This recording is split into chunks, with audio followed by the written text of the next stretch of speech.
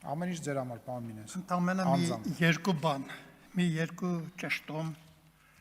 մեր մի քանի իմ ընկերների, չեմ ուզում ասեմ նախկին, պաթոսը ճիշտ ասած ինձ թևաթափարեց, ես ոնց որ մեր ժողովուրդը ասում է գուդումից ընկած եմ։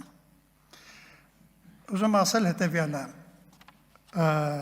ադապտացիա բառը քաղաքագիտական բառ է, քաղաքագիտական տերմին է։ Այստեղ մի քանիսը դա փորձեցին բարոյական էթիկական հարթության վրա տեսնել, ըստ երևույթին խառնելով ասիմիլացիայի հետ։ Ես կարծում եմ, որ դաշնակցությունը, դաշնակցական կուսակցությունը, որին նորից կրկնում եմ, շատ հարգել եմ, շատ հարգում եմ, որ ցանկանում եմ, որ մեր հանրապետության, մեր երկրի կառուցման մեջ իր դերակատարությունը ունենա, որը ուրեմն խառնելով ասիմիլացիայի հետ, իմ ասած մի մտքով, երբ որ մենք 80-ական թվականների վերջին սպասում ենք դաշնակցության մուտքին, մեր կյանք, մեր պետության, մեր ժողովրդի մեջ, կարծեմ ասացի թևերս բացած։ Ըստ երևույթին այդ ասիմիլացիայի ուրեմն սկզբունքով էր, որ դուք եկաք եւ փոխանակ մտնեիք ձեր ժողովրդի թևերի տակ, դուք տեղավորվեցիք ուրիշ թևերի տակ, բայց դա իմ գործը չի եւ կոռեկտությունը ինձ սրանից ավել չի թույլատրում ասել։ Եվս երկու ճշտում 1980 թվականի դաշնակցությունը լրիվ ուրիշ բան էր։ Իդեպ 1989 թվականին ես Ռուբեն Հովսեփյանի հետ լուսահոգի, որը մեր տաղանդավոր գրողներից մեկն էր, Հայաստանի Հանրապետություն թերթում մի բանավեճ եմ ունեցել, նորից պետություն եւ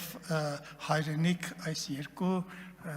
չգիտեմ ինչու իրար հակադրվող, փոխանակ իրար լրացնող հասկացությունների մասին։ Եվ գրել եմ, որ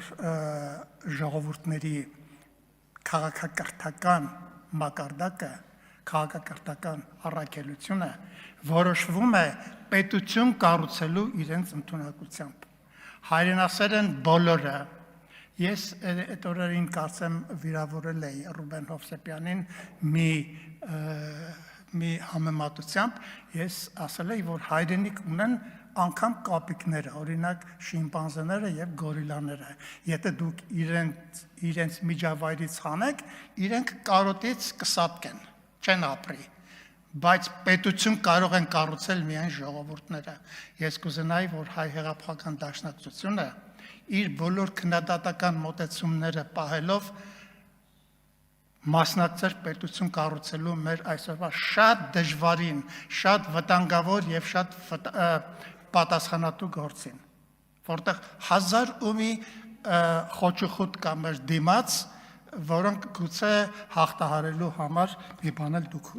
դուք հուշեք։ Ինչ վերաբերում է Գեղամը այստեղ չի իր բոցաշունչ ելույթը ասաց եւ գնաց, որ մահը դաշնակների համար է, ես որպես մտավորական ձեզ իրավունք չեմ տալիս դաշնակցության անդամներին, մեր ազգի դաշնակցության ներկայացուցիչներին տանել մահվան։ Մահը դաշնակցականների համար չի։ Դուք մի մտածեք, որ մահապարտների կուսակցություն եք։ Դուք պետություն, հայրենիք կառուցող կուսակցություն եք։ Այնպես որ մեր դաշնակցության շարքերը համալրող առանձնապես երիտասարդների հայրենասիրական խանդավառությունից, բենզինից օգտվելով իրենց մի տարեք մահվան։ Ես մի բանով եմ ուզում ավարտեմ իմ խոսքը, ուրեմն նորից անդրադառնալով պատմություն գիտությանը։ 7-րդ սկսած բյուզանդական մի պատմիչ կա Պրոկոպիոս Կեսարացի, որի պատմությունը կոչվում է գաղտնի պատմություն։ Այստեղ երկար, այսպես ասած, բան չպատմեմ, թե ինչ է կոչվում գաղտնի պատմություն, բայց ելակետը այն է,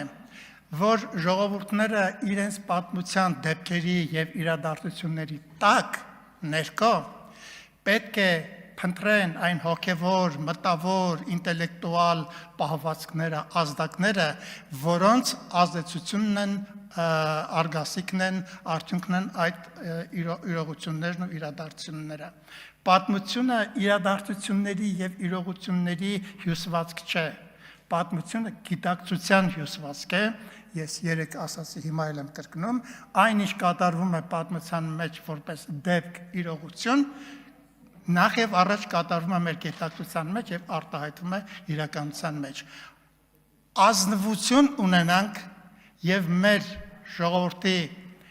վերջին 200 տարիների բոլոր ողբերգությունների մեր գիտակցական ազդակները քաջություն ունենանք որոշել, ասել, շտկել եւ առաջ գնալ, որպեսզի նախ չմեղվենք տեղում եւ երկրորդ նույն պաթոսից ելնելով նույն սխալները չանենք։ Իմիջայլոց պաթոս բառը պաթետիկա բառի հետ նույնպես պետք է խառնել։ Ես ուրիշ բան չունեմ ասելու, եթե ես հարգում եմ պետական կառույցի եզրակացությունը, ես նորից պետք է կրկնեմ, ընդունում եմ ի գիտություն եզրակացության դրույթները, չեմ ընդունում, որ ես Դաշնակցության հասեին քաղաքական ոտնձգություն եմ կատարել, ես պատմական անալիզ եմ արել եւ պատմական եզրակացություն եմ հանգել,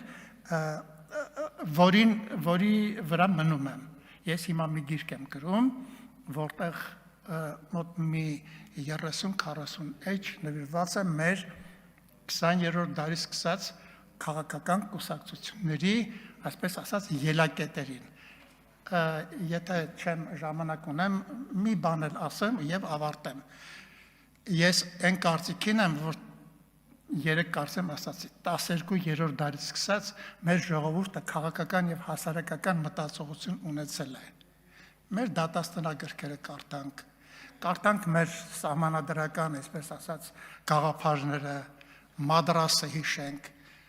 Կոստանդնուպոլսի սահմանադրական ժողովը հիշենք։ Ես այն կարծիքին եմ, որ Դաշնակցությունը ի հայտ գալով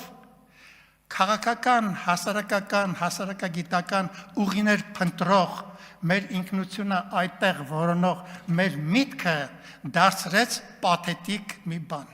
Այսինքն մենք դրանք թողեցինք մի կողմ, ոչ մի անալիզ, ոչ մի վերլուծություն, ոչ մի ադապտացիա, ոչ մի թուրք, ոչ մի ռուս, հուրա գինի լից։ Ես դրա համար անկեղծորեն որպես մտավորական Դաշնակցությանը մեղադրում եմ։